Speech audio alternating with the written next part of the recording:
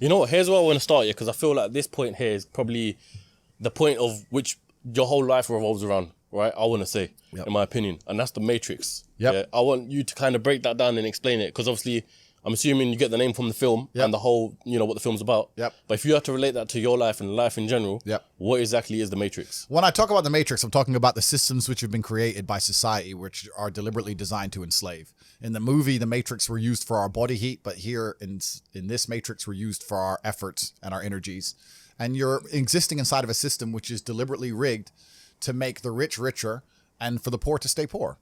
And you can sit there and get upset about it. You can sit there and cry about it and say the system needs to change, which is what some people do, socialists, XYZ. But I know that's a waste of time, right? That's futile. The best thing to do is to understand the rules of the game and find a way to win. So yes, the game is rigged. Yes, the rich are always going to get richer. Yes, the poor are always going to struggle. And that's the way the game is set up. So you still need to find the best move on the chessboard. There's no point sitting there saying, I want to play a different game, because that's never going to happen. Because the people with the money are the people who have the control and they have the power. And why would they have the game set up any other way? Why would they change it? Right?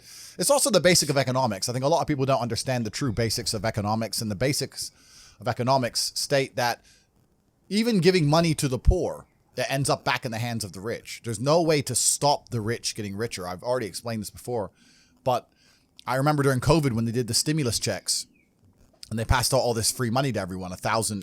In England, they gave a lot more money, but in America, everyone got like $1,400 each and everyone was happy about it, saying, oh, he's giving money to the poor. Yeah, but what do those poor people spend that money on? Amazon stock tripled because they all went to Amazon. So Jeff Bezos got richer, right? But the fact is that there's less companies than there are people. All those $1,400 checks amongst all those people at the bottom ended up in the hands of a few companies. And the rich got richer, and you can't stop it. Doesn't matter if those people invested their money. Doesn't matter if they bought stocks. Doesn't matter if they bought a crypto. Doesn't matter if they bought a house, whatever.